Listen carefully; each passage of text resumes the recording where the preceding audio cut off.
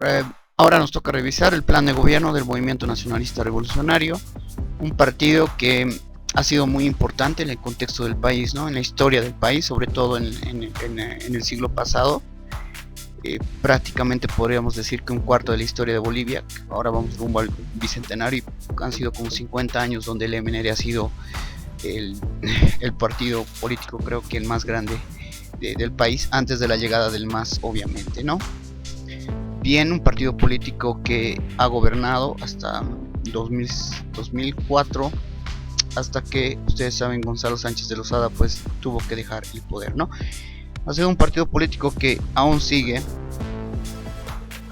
aguantando, es decir, el MIR, ADN y todos los partidos políticos que existían hasta ese entonces ya han desaparecido. Se ha dado la creación de nuevas plataformas, de nuevos movimientos ciudadanos, de otros partidos políticos, pero el MNR pues continúa ahí, y el MNR es pues un equipo, un partido que sigue teniendo una cierta estructura a nivel nacional, ¿no? Más basada creo que en elementos mayores, en gente adulta, y que presenta a estos dos candidatos, que uno que es Virginio Lema, que es un candidato nuevo. La verdad es que yo no lo conocía hasta que se ha postulado por este partido, y Fernando Untoja, que sí, él es creo que más conocido, ¿no?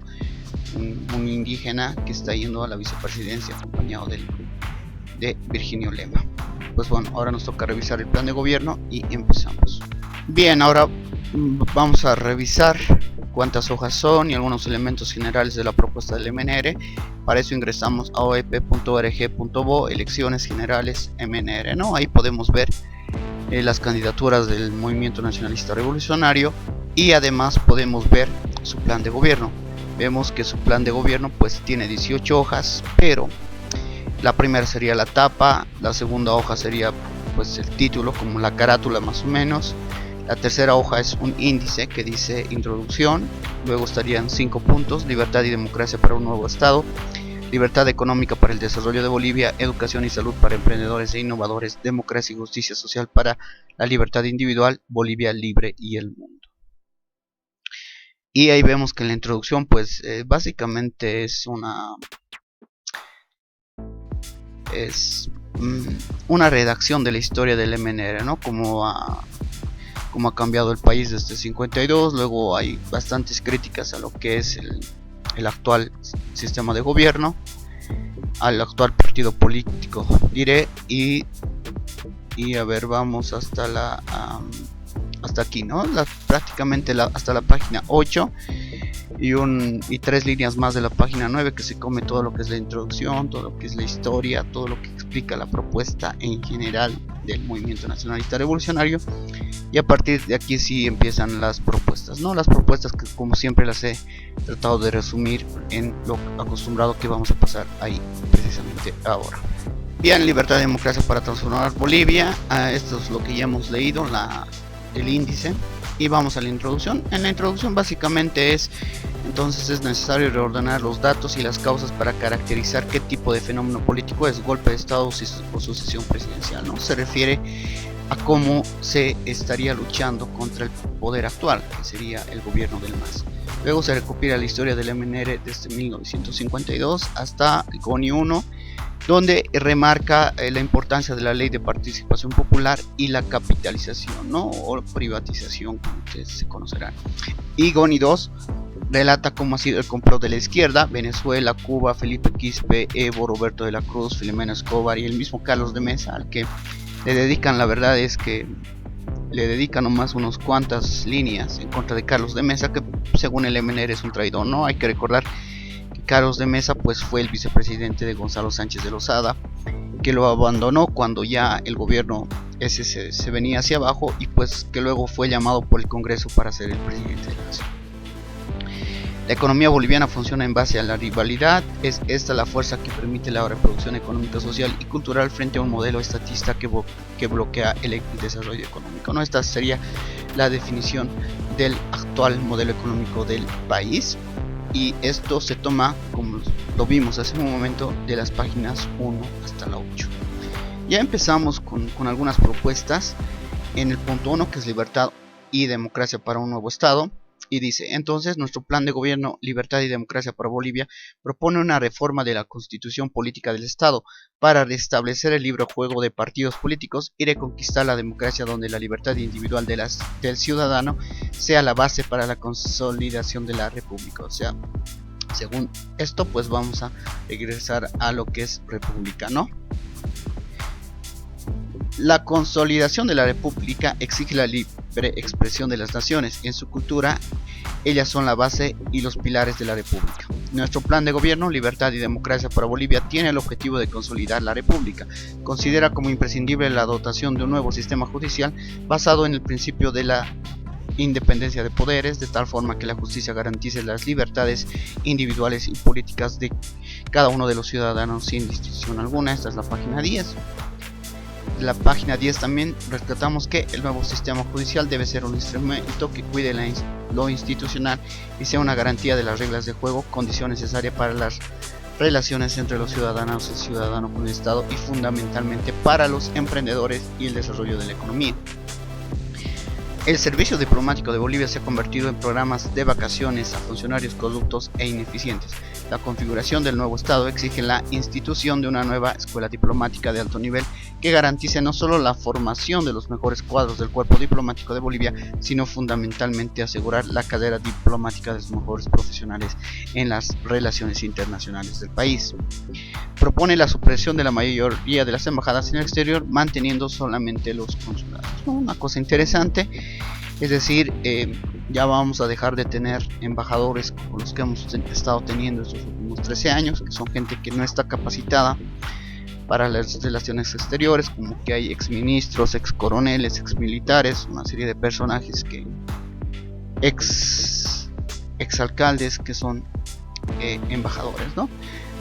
Y según esto también ya no vamos a tener embajadas, sino solamente se van a meter consulados. Eso está en la página 10. La no reelección en los altos cargos del Estado es otra de sus propuestas.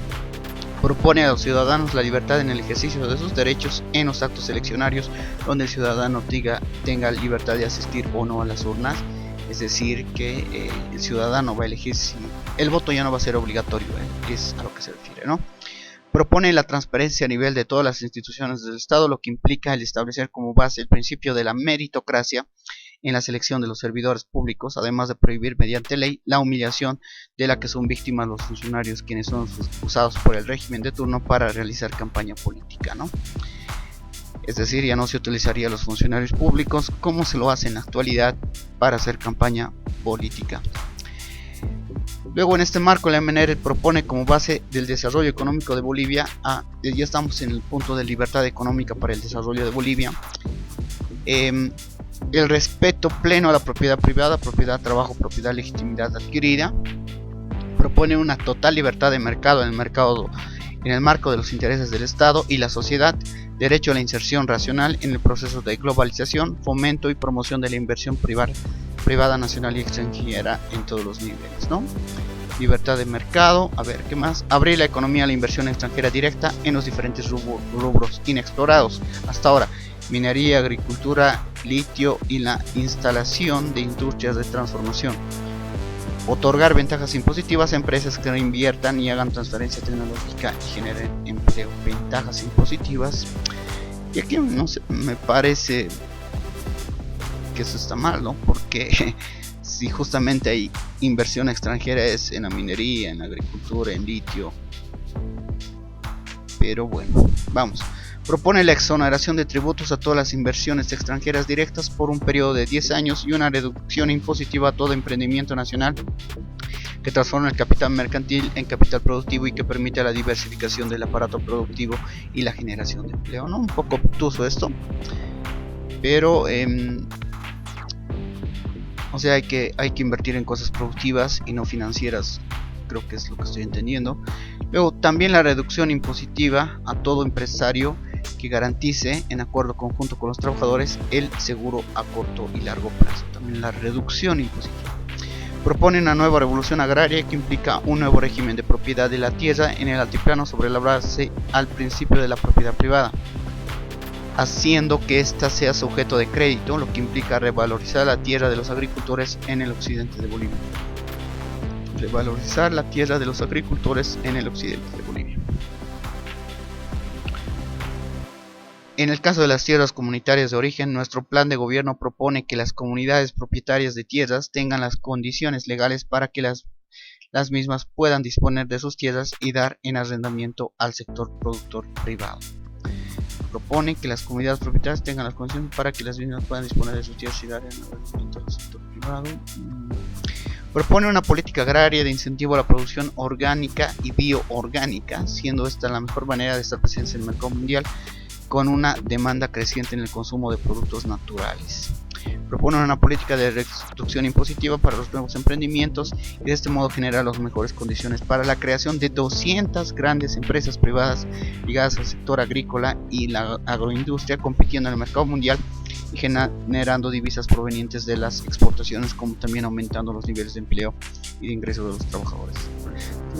Bastantes propuestas para el sector agrícola, sobre todo el desarrollo de una industria sin chimenea sobre la base de la actividad del turismo a lo largo y ancho del territorio del país, maximizando el aprovechamiento de los recursos turísticos. Empresas del turismo.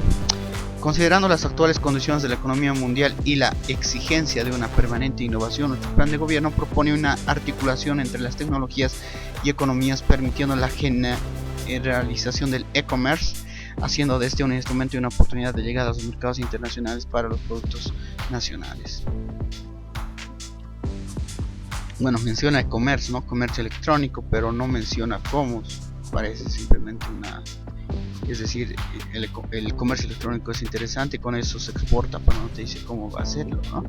Propone la creación de bancos especializados en el sector comercial y el comercio internacional, de tal forma que estos puedan reducir sus costos y ser más competitivos en el marco mundial. Creación de bancos especializados. Se estará refiriendo a bancos digitales, bancos privados, bancos que sigan siendo como el Banco de la Unión, parte del Estado. Nuestro plan de gobierno contempla la adquisición de licencias, franquicias de marcas reconocidas mundialmente para estimular el desarrollo de las MIPES y así de esta forma fomentar la producción nacional. Adquisición de franquicias, dice, no licencias, franquicias, toma las licencias como si fueran franquicias, lo cual no es tan correcto, pero es decir, está hablando de haber marcas mundiales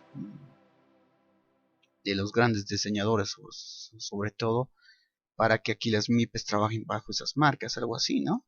Propone la devolución hasta el 50% de los aportes de los trabajadores para que los jubilados puedan disfrutar del beneficio en vida, y el otro 50% a través de su renta, devolviendo a los trabajadores el 100% de sus aportes. Actualmente los aportes. Propone la jubilación universal basada en el principio de que cada ciudadano debe asumir la responsabilidad de aportar y ahorrar para su jubilación, es decir, jubilación universal, es decir, pero todos aportando, ¿no? Es decir, no va a ser como que no aportan y van a tener jubilación. Propone la jubilación de los maestros con el 100% de sus aportes y de esta manera garantizar mejores condiciones de vida a los maestros pasivos, además de garantizar las fuentes de empleo para los nuevos titulados normalistas. Continuamos con Libertad para el Desarrollo Económico de Bolivia. Estamos en la página 13, seguimos en la página 13. Plantea como medida para controlar el tabaquismo y el alcoholismo, que generan grandes males en la sociedad, el aumento de los impuestos al consumo de estos productos, los mismos que en su integridad deben ser destinados para la educación y salud. Es decir, chupar y fumar va a ser más caro. Propone legalizar la coca de los yungas y la imposición de un impuesto de 50% a la coca producida en Chapar, es decir, legalizar la coca de los yungas y la imposición del, es decir, bueno, los cocaleros de Chapare van a pagar impuestos, pero creo que la coca de los yungas ya es legal, ¿no? Propone optar por la construcción de trenes para garantizar la circulación de mercancías en todo el país. Esto me parece muy interesante. Yo creo que los trenes, sobre todo en el occidente, podrían ayudar mucho para cortar las distancias. Se imaginar un tren bala entre Oruro y La Paz, pues en media hora estaríamos en una ciudad y en otra, ¿no? Lo cual permitiría una mayor integración y desarrollo, pienso. Frente al conflicto que vive el Tibnis y otras áreas protegidas, en lugar de optar por una carretera, consensuar la construcción de un tren eléctrico aéreo, respetando las características de las comunidades y potencial ecológico de la región. Algo interesante, es decir, Es creo que la primera propuesta de las tres que estamos revisando hasta ahora, que habla del TIPNIS, ¿no? Y no habla de una carretera, sino de un tren eléctrico aéreo. Tren eléctrico aéreo, ¿cómo sería eso? Y para terminar, esto que es libertad económica, propone la creación de empresas de turismo de cacao, madera, palmito y otras para la población local, y así convertirlos en empresarios ligados al mundo, mejorando el nivel de sus ingresos. Frente a los proyectos antieconómicos y antiecológicos del Bala o el Chapete, implementar programas de energía solar y energías limpias. Eso sería todo lo que es libertad económica. Y pasamos ahora a educación y salud para emprendedores e innovadores. Educación y salud para emprendedores e innovadores. Propone una revolución educativa. Para tal propósito, el MNR plantea el diseño de un sistema educativo basado en una formación especializada desde la primaria hasta secundaria, formando estudiantes y ciudadanos capaces de responder a los cambios tecnológicos, científicos y de mercado. La verdad es que esta propuesta se viene repitiendo, creo que en los dos que habíamos revisado antes, tanto del tercer sistema como de la UCS, de no desperdiciar tanto tiempo en las escuelas, ¿no? Sino que ahí se aprenda una profesión directamente. En consecuencia, el plan de gobierno del MNR plantea definir el papel de las juntas escolares y lograr que el trabajo de los maestros en términos pedagógicos y de enseñanza en las escuelas y colegios estén libres de cualquier forma de represión y control por parte de grupos que responden a los intereses del gobierno. Antes de este punto, pues ahí en el documento se hace referencia a que las juntas escolares se han convertido en nichos de corrupción y de presión y de extorsión a los padres de familia, creo que a los profesores, ¿no? Eso ya lo pueden revisar ustedes, creo que no era conveniente ponerlo por acá. Propone la mejora de los salarios de los maestros, además de una jubilación digna con el 100% de sus aportes. Eso sigue en la página 14. Y continuamos con educación. La revolución del sistema educativo también implica la obligatoriedad de la enseñanza de lenguas extranjeras. Se va a enseñar inglés y de tecnología desde primaria, de tal forma que se garantice a los futuros cuadros universitarios y profesionales empleos de calidad. Es inglés obligatorio y tecnología desde primaria. Bueno, y lo de tecnología creo que este gobierno ya lo viene implementando. Lo de inglés habrá que revisar, ¿no? Creo la mayoría de los clubes particulares ya lo tenían. Habrá que ver cómo está con los estatales. A nivel de la formación técnica y profesional, nuestro plan de gobierno propone la institución de un ministerio de universidades que, junto con instancias del sistema universitario y la empresa privada, pueden definir las políticas de formación profesional y científica acorde a la demanda de profesionales en el mercado. Esto también está en la página 14, o sea, un ministerio de universidades. ¿Qué relación tendría eso con el Ministerio de Educación? ¿O estaríamos hablando de lo mismo?